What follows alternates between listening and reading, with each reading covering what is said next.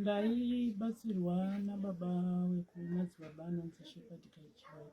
Ndanga ndine problem yekubhledha, ndobva wandibatsira wachindipa mushonga, problem iyoyo ichibva yapera.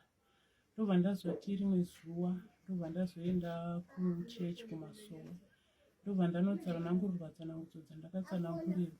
Ndichibva ndadzoka kumba, ndichibva ndapinda musejari mavo, ndichibva ndavati imimi munogara muchindibatsira nguva nenguva, asi hamunditauriri problem yangu nemuchindiwandisira. Wakabva wati problem yenyu ndaiona kubva nekare. Akatiti murume wenyu achindiprofita, akati girlfriend, murume wenyu ane girlfriend rainaro. Zvaine girlfriend rainaro, chiri kukonzera kuti murume wenyu aite girlfriend inhau yekuti imimi mune dambudziko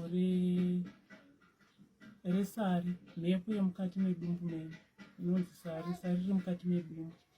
Saka ndozviri kukonzera kuti murume wenyu aende kunze kunoita girlfriend.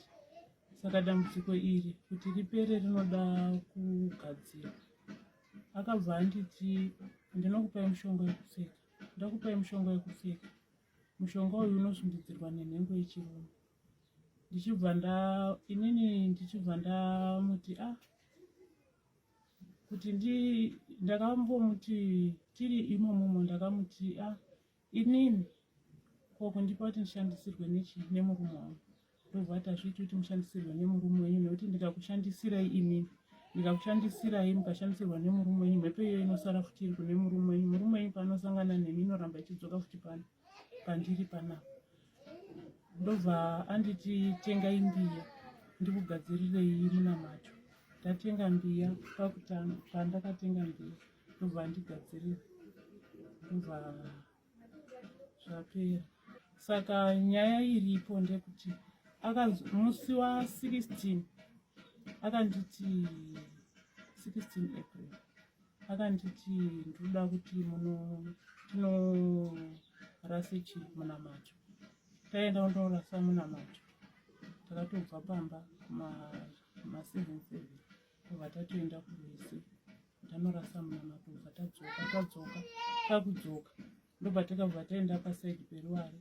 Ndobva andiviti munamato uyu ndoda kuti dambudziko iri ribve rapera zvachose, ndoda kuti mutore mushonga mapfeka, then ndosangana nenhengo yake achipishira mushonga mukati. Ndobva taita saizvozvo, ndobva tasangana, ndobva taita saizvozvo. Asi akabva ati hamuchazofi futi makabatwa problem iyoyo. Zvadaro tauya, takabva tatouya tamurodi. Asi akanditaurira kuti zvinhu zvazvidini hazvitaurwi, musataurire munhu, hazvitaurwi. Ndobva tauya panapa, ndobva ndasvika murume wangu anga atobva kubasa, vatonditi uri kubvepi nekutya. Ubva ndati ndandaenda unoedza matisheti ekubereka. Murume wangu vati handei ikoko.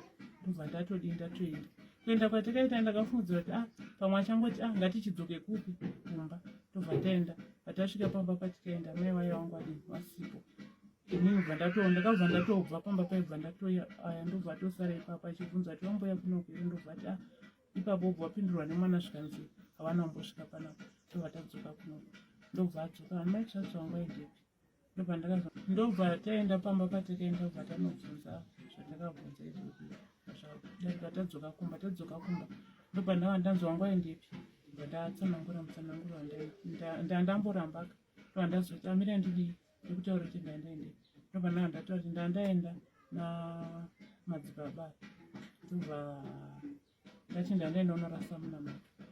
Zvobva zvazodii, handina kukwanisa kumutsanangurira. Asi pandakauya ndakasvika ndikatsveta pendi rangu mumba. Ndobva wadii wariona pendi riyari, wanga watowana ramuona. Ndobva ndakazodza handina Madzibaba. Ndobva taenda kwabva ndoti handei. Ndobva tatoenda kwaMadzibaba wayo. Wabvunza Madzibaba wawo kuti vongwe nemukadzi wangu here. Ndobva aramba. Nini ndobva andibvunza ndiye munhu wangu aina here. Ndobva ndati ndo handandinaye.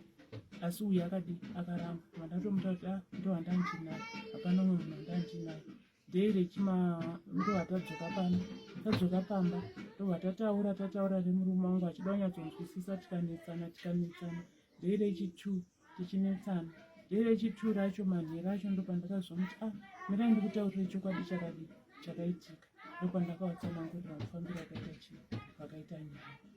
Zvadaro ndobva adaidzwa madzibaba, ndobva apinda mumba, bva abvunzwa. Murume wangu akanga ine pfungwa yekuti titaurirane sevanhu vanogarisana, asi iye akadini, akazviramba. Zvadaro akabva ati murume wangu akabva azobuda ndeirechikare, ndobva aenda panzvimbo yatataenda unosangana naye, ndobva anotora kondomu ranga riripo ratatashara patanzvimbo yatakasanganira. Ndakamutaura anoona paine kondomu, ndobva auya naro, ndobva arikanda pamusoro pemota yake, ndangoti pasuro dzako idzo, iye anga asipo. Paakazouya ndobva aratidzwa nemukadzi wacho kuti pane zvinhu zvakandwa pamusoro pemota. Saka kusungwa kwavakazoitwa, vakaenda kumapurisa vachinoripotera murume wangu. Vari kuenda vachiti ari kundibaya nendandi. Handizozivi chikokoko akatsanangura mutsananguriro upi, asi akabva achinosungisa chii, ripoti yake achinosungisa murume wangu. Murume wangu ndobva akazoenda kwachinotaura kuti aiwa, nyaya ndirinetsana naye inyaya iyoyi yandatsanangura kuti akarara nemukadzi wangu, achiti ari kundibatsira. Aitonditi ari kundibatsira achindiisira mushonga, kuti mushonga upinde mukati, kuti sariri mukati medumbu ripere, ndomataurire aindiitira. Ende panguva yacho kana nanhasi zvichiri kutondivhiringa kuti chaizvo zvakambonyatsofamba sei kuti ndizosvike padambudziko. Zvitsanangura chaiko zvinotondinetsa. Saka kubva panguva iyoyo pezvakaitika kusvika izvezvi muri kugara sei panapa, muri kuzvitora sei zvakaitika? Zvinondirwadza zvakaitika, zvinondirwadza, asi chandinotoda kutenda Mwari kuti ndakapiwa murume akanaka. Murume wangu anondikanzera, zvinomubata kwenguva yakareba zvoti pamwe pacho andotadza, zvikanyanya kumubatisisa andotadza kuenda kubasa achifunga nezvazvo. Asi ndinotenda Mwari kuti murume wangu haandishungurudzi. Saka kubva zvaitika imi nababa muri kugarisana sei? Tiri kugarisana zvakanaka. Nababa tiri kugarisana zvakanaka, hapana kuti wakambondishungurudza kana kuti akambondirowa kana kuti akanditi takura mabhegi uende kumba, ndinganyepe. Kurudziro yamungadawo kupa kune vamwe madzimai vanoenda kana kunana madzibaba vachishandirwa nenzira dzakafanana neidzodzidzi, mungakurudzirawo vamwe vakadzi kuti chii? Inini kurudziro yangu yandinopa kune mamwe madzimai, ndinotoziva kuti especially pana madzibaba ivavavo vakandiitira izvozvozvo, kunenge kutori nevamwe vanhu vakasanganawo nedambudziko iroro, asi kuti vabude pachena hazvi, vanenge vachitotyawo kuti vachitya kuti ndotangira papi.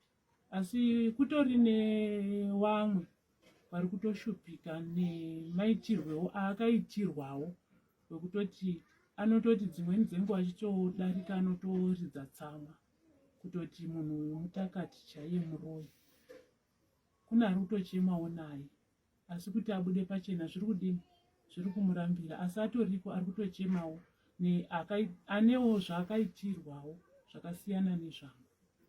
Saka kurudziro yangu iri pakuti munhu kwengu asangana nedambudziko, zviri nani kuenda kunobatsirwa nevanhu, uchibatsirwa pane vanhu vanonyatsoona kuti munhu zvakamira sei. Maprofita ariko anobatsira, kune mamwe akujuta vanhu. Munhu ane maprofita akuchiwa munhukadzi achingofamba, maprofita anochiwa, zvinozosara kuitika iye anenge agara akakuchiwa kare, ane zvinhu zvaanokwanisa kugadzira nazvo kuti usafunge nezvazvo kuti chii chiri kumboitika, wozozvifunga kuti chii chamboitika, zvatodii, chikamu chacho chatodarika.